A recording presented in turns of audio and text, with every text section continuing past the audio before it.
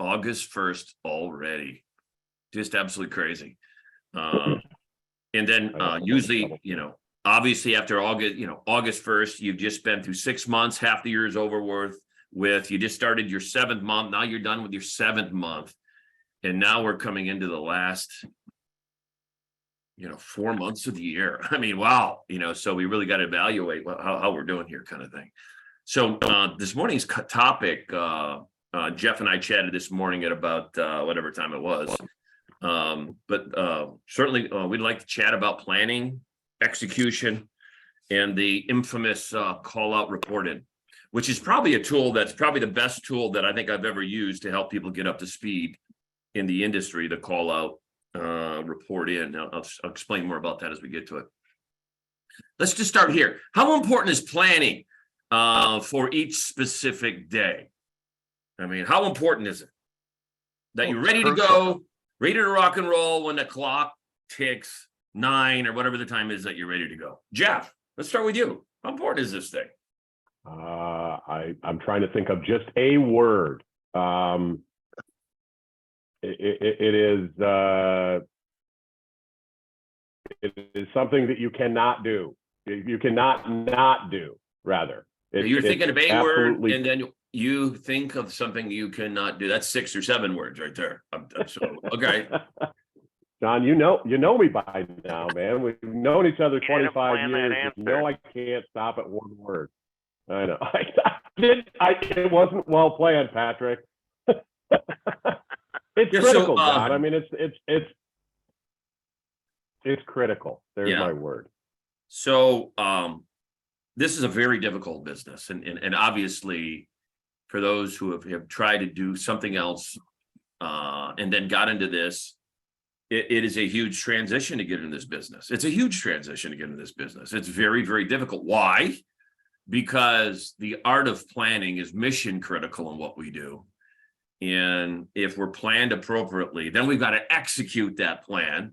So number one, how do we plan, get everything ready to go the day, and execute all of our cadences, our intros and cadences that need to go out? So that all has to happen. Then I have to have a great plan with the right names, right phone numbers, and all that stuff. And to me, how I look at all of this stuff is, if I have an average plan today, I'll take it versus a perfect plan tomorrow, because I'll execute on an average plan, because I'll look up Zoom info and I'll go through all over the place. I'll just make it happen as I go. But the better plan you have, the better prepared you're going to be. But the one problem that most people struggle with is planning. So before they show up the day, they've executed their cadences and intros. Go back to the Gabe Larson, it's the ultimate guide to sales cadence. So we're sending intros out, we're sending the messages out, on non-selling time, and then having that plan ready to go. So you're ready to execute.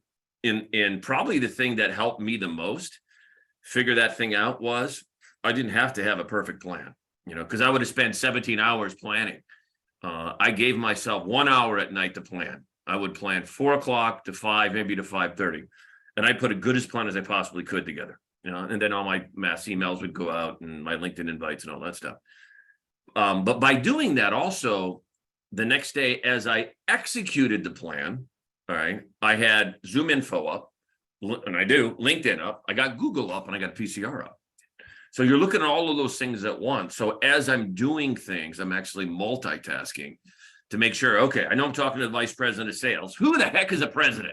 Bring that up very quickly. Who's the president? And usually I bring it up in LinkedIn and I validate the information. If it's not in PCR, and unfortunately, if you guys know our story, we had the infamous Loxo.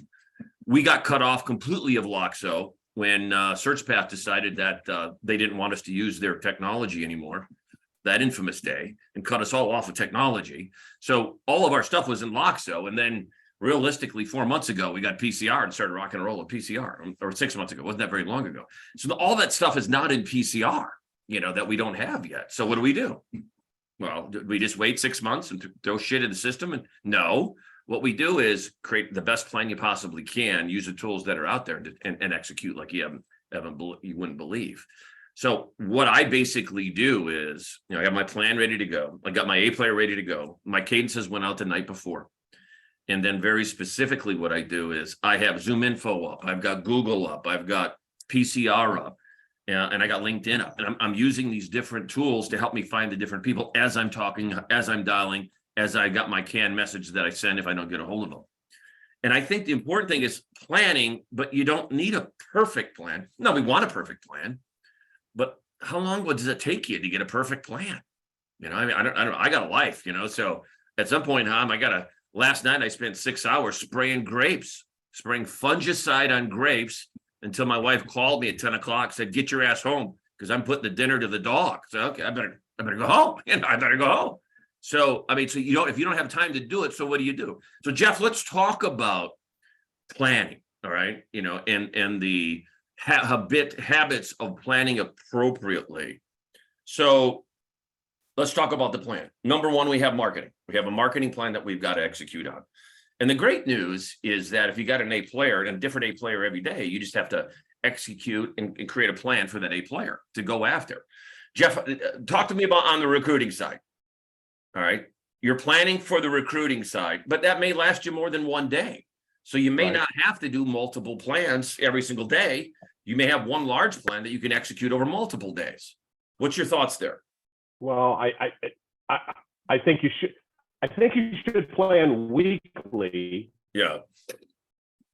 For the following week, you know, plan Friday for the entire next week, and then daily planning becomes a hell of a lot easier, I think. I mean, if you know what days you're going to be doing marketing, what days you're going to be recruiting on, what assignments you have to work on, which ones, you know, prioritize. That, to me, that's all what's happening on Friday, is kind of assessing how the week went, seeing where you're at with respect to every single search, if we're talking about the recruiting side, and then plan out the following week for, you know, which assignments you're going to work based on, you know, the priority. And then it'll end up making your daily planning a hell of a lot easier, because if you've got 200 or 300 calls that you've got to make, you know, or cadences that are going on, because cadences are going to bring in more calls on a day in, day out basis. You're going to have to adjust, right? Because you're going to have people that are going to, you know, respond to those cadences and want to have a conversation, and you got to plug those in. That's going to happen on a daily basis. Absolutely. But again, I think planning every single week for the next week is going to give a hell of a lot more credence, and it's going to make it a lot easier and a lot more efficient to stick to the planning of every single day. Yeah. Mr. Ragland, let's hear about what you guys do, because you guys are busting it every day. You're overachieving your numbers, ringing the bell. I mean, how are you guys planning to make sure you're ready to go? I'm actually in a state of little bit of experimentation, doing some things I really hadn't done very much of before. I talked to Greg to Dorshing a little bit, and he's a big Friday planning proponent. Absolutely. Right? So yeah. The first time I tried that, I tried planning the whole day, and it was a lot of sourcing. By the time I got to 4 o'clock, I just, you know, it didn't feel good. And even though I got a lot of things done, it didn't feel right going into it. So the experimentation right now is, I think now with Friday, I'm still going to have phone calls Friday, but perhaps not the big marketing list like I do first thing at 8 o'clock. You know, some of those, hit the phone one after the other for 40 calls in this block, and, you know, do it again in another block in the afternoon. But rather, let's get the callbacks in. Let's make sure everything is tidied up, and then pick some. What I do is I do these little 30-minute pockets where I do some sourcing and then get back on the phone, so I don't. That's more fatiguing to me than being on the phone, is looking at LinkedIn and trying to look at resumes and all that. So within that planning time now, John, what I'm trying to do is try to shorten some of these things, and like you said, take some of that perfectionism out of it. I don't have to look at every single little profile and all that bullshit. Just, you know what, I got 5 keywords. Cool. Put them in there. You know, I'll know in 2 minutes talking to them if it's right or not, and then just move on. I'd rather have allow some of that error, you know, really into it. So Friday works out to be about half the day, planning the next week, building my big lists, my big call list, so I'm never without names to actually call, and any of the email/in-mail correspondence is, get the scripts punched up so that I know what I'm calling, where I'm marketing all these people I just printed, all that stuff. So make sure PCR is a little bit better updated, things like and that. so you guys are using PCR. What else are you using besides PCR? You mean for a tracking system? For finding candidates. Oh, I finding see. clients. Okay, so we're on LinkedIn Recruiter for that, and we have Zoom. So between that and then when I'm looking for phone numbers, what I do when I print out the stuff, I have the little Zoom tab. I make sure that prints off with it, so we've got the phone numbers. If those don't work when I call, we go to True People Search for a Hail Mary. You get lucky on there sometimes, and You do, yeah. look, more often than not, I end up with the phone number. So I don't need more than those couple of sources. Yeah. No, and so that's exactly what we want to get to is what kind of tools are working for you, what's not working for you, just to understand best practices as we go through this thing. Now, Mark, since we got you, talk to me about execution. Is there a certain time where you guys just jump on the phone and hammer it out? I mean, is there a go time for you guys? So when does that happen? Okay. Well, I won't speak for Chris. Chris has got his is a little more freestyle, but he manages to stay on the phone 5 hours and and that. But for me, to get me going and get past any procrastination process that might be happening in my brain, when we get off of this call, within 10 to 15 minutes, my marketing list is being executed, and I'm doing nothing but marketing usually until about 11 o'clock, perhaps a little bit past that. I've got callbacks in my PCR calendar also that generally follows that. And then the other big stack when I get back from lunch, usually about 2:30, is my candidate list. Yeah, no, I love it. I try not to have more than 15, 20 minutes where I'm not dialing the phone. If I have to do something administrative, I try to make that a 15-minute pocket. Okay, this is the thing I got to get done. Boom, boom, boom. Here's when I got to get back. I have to keep a short leash on myself, because unstructured time doesn't work for me. It never has. Yeah. All right. That's great. And then how do you know if you had a good day or not? I think a lot of it comes down to number of conversations. Yeah.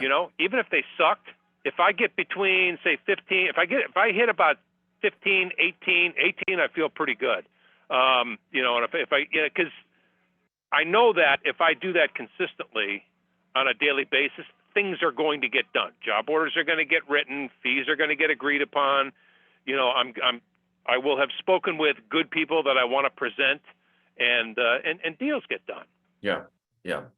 It's a great question of how do you deem success? And it's kind of nuts, because it used to be the 4-hour, 5-hour phone time, and really everything's switching to conversations. And that the panacea number is 20. If you're having 20 conversations, that means you got enough volume to be successful. Jeff K probably said it the best here a couple of months ago. He said, you needed to have 15 conversations a day to be successful. Could be you or could be somebody else. Somebody's got to have 15 conversations or nothing's going to happen. So which was the invent of the SDR and bringing a sales development rep in and all the other stuff to help you have those conversations. Hey, Tony Miller, let's chat with you real quick. What are you doing to plan? Because you're using different tools. You're using Hire Easy and you're executing using Hire Easy. Chat with us about that if you don't mind. John, I don't think Tony's with us anymore. Oh, he was. He was. All right, he took off. He says, I had enough. Yeah. We're done. He said, we're done. Mr. Hillman, that's the plan. Yeah. Let's hear about your thoughts on planning. We're talking about planning and executing. How do you know if you have a great plan? How do you create the plan? What tools are you using? Pretty much all of the above, right? So I still work off of stack management pretty well. So before I leave for the day, and it's just discipline, I've got to know what I'm doing for the next day. Yeah. Otherwise, I know I'm going to lose 30% productivity. So LinkedIn Recruiter, I've got people on my calendar. I make sure I have an 8 a.m. call every single morning. So once we hang up with this, I'm right into the swing of things. Bam, there is no stop. There is, right? Yeah. And same thing first in the morning. I get in at 6. I try to get an East Coast person first thing in the morning just to get my day going and off to the right start. Right. But yeah, I work on stack management and then roll-ups for marketing. Yeah. And then when you want to find new candidates that are not in PCR, let's say you have a search. All right. What's the tools? A LinkedIn Recruiter mainly you're going to, and a combination of Zoom Info? Yep. Okay. Yep, that's exactly it. Plug in, the 5 companies I want to recruit out of, put in their title, boom, just go. Right. This is not an arduous, project, right? Right. We don't have to fish for phone numbers all day long. We can call the company Yeah. and get their phone numbers. It's old school recruiting. Yeah. And how much information do you need about a job, Chris, before you will recruit on it? I mean, because obviously the more you can get, the better, because the more you can share with the candidate and all that stuff. But where's the number for you? What's the limit? I mean, do you need a lot of information, a little information? When are you comfortable? If I'm going out and spending time doing an actual search on a job, I want a Yep. full written job You order. need a job order completely written out. You feel good about it, understand the client, all that stuff. Yep, and then I type it all up onto a Word doc, okay, that I share with the candidate. I have a candidate version and then a recruiter version. The recruiter Great idea. version just has money, travel, hot points, interviewing, stuff I need to remember. So when I get that search again with that company, I can rinse and repeat really quick. Yeah. Love it. Love it. Love it. Love it. All right. And then how do you know if you had a good day?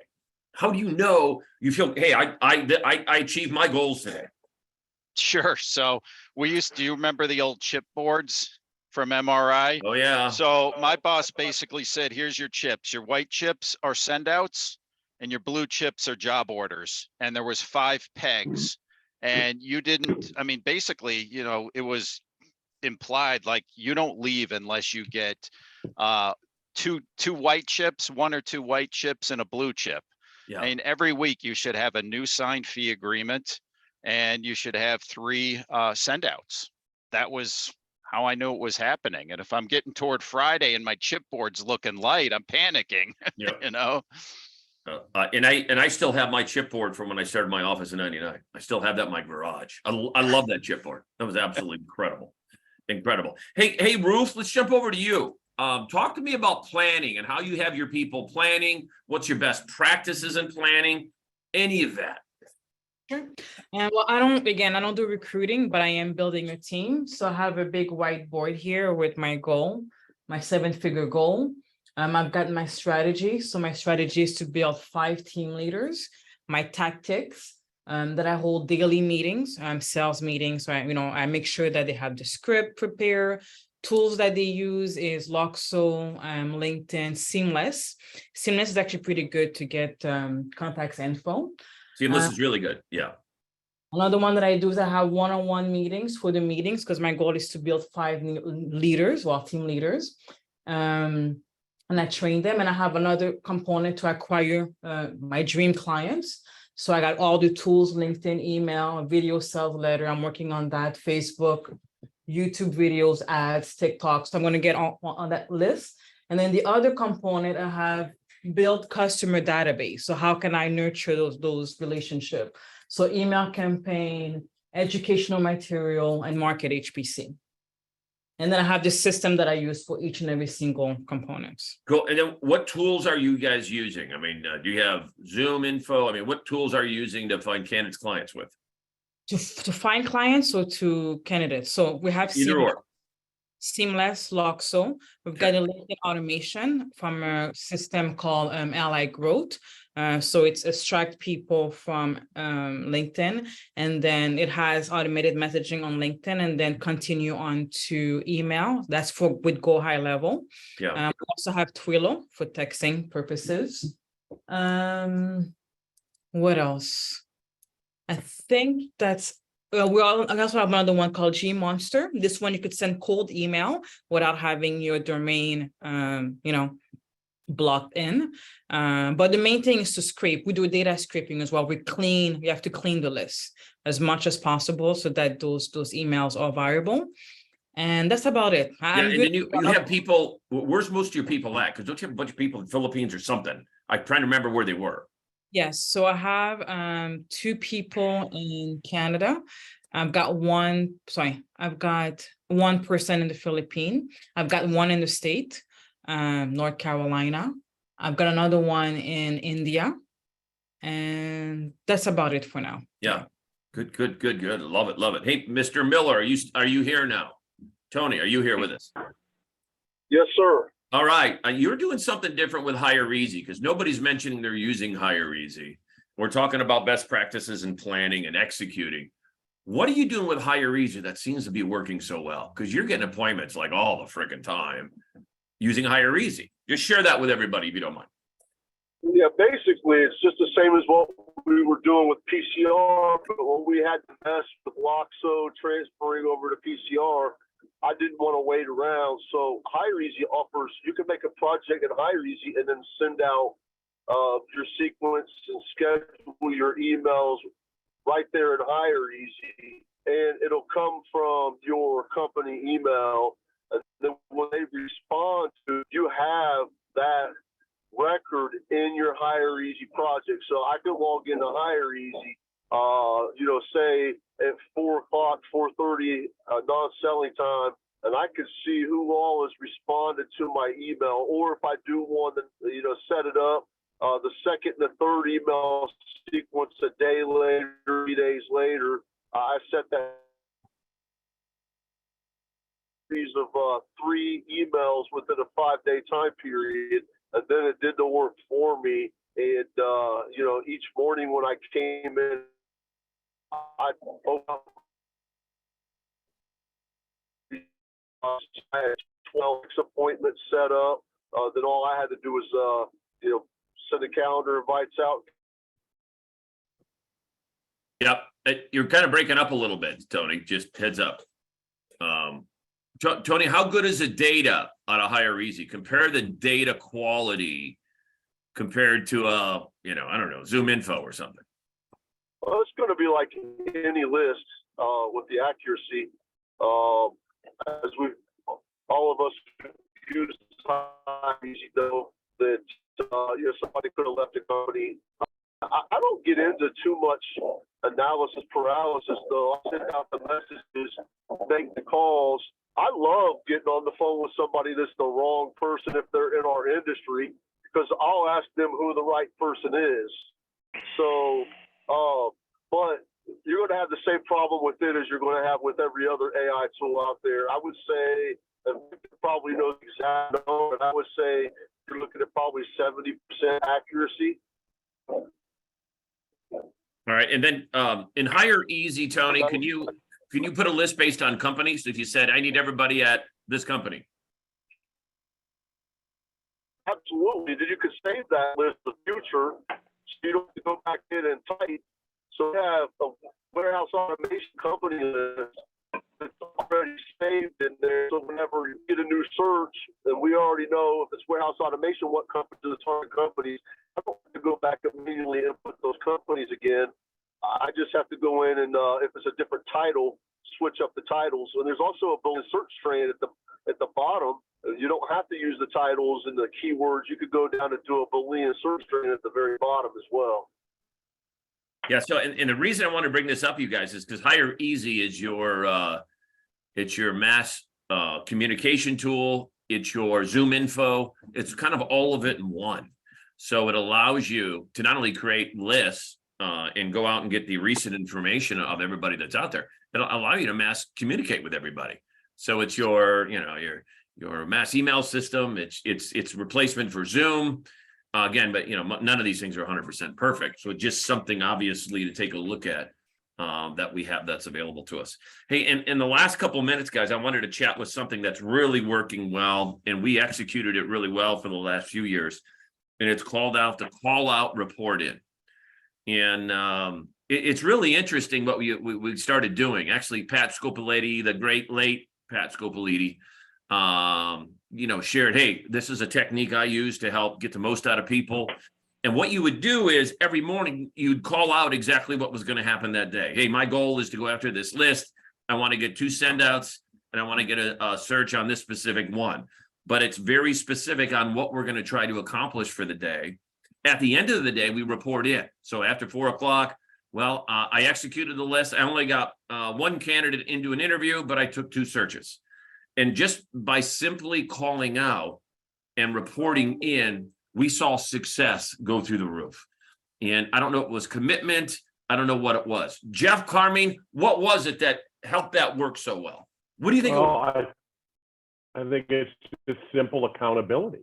You know, you're putting down on paper to somebody else, this is what I plan on doing. And then at the end of the day, you're putting down on that same thing, this is what I did. And if you were a piss poor planner, your call in probably was not all that great at the end of the day. If you allowed yourself to get sidetracked, your call in was not really good at the end of the day. If and I think it kind of gives you this sense when you go through it and you're doing that recounting email at the end of the day, it gives you this sense of, I don't know, kind of like checking off stuff on a list, kind of gives you that sense of accomplishment. But you'd think it'd be accountability because everybody would send it to me and we'd respond to it, or Pat Scopolidi and Pat would respond to it. But it's really self-accountable because somebody's watching or not watching or paying attention. Watching's the wrong word. It sounds kind of weird, but somebody's paying attention to what's happening. Therefore, you're more accountable to do the things you're supposed to do. And then when you don't have a good day, you take it harder on yourself. Dang. So it's a process. I think from a coaching perspective, I think it's invaluable because the problem with coaching. Tony, go ahead. So you hit the nail on the head. For me, it was the self-accountability. At the end of the day, it didn't feel very good typing an email out, knowing I was sending it to you, Victor, Jeff, that said I only had 9 conversations today, or I only had 71 reach outs instead of 100 reach outs, So I set these goals at the beginning of the day.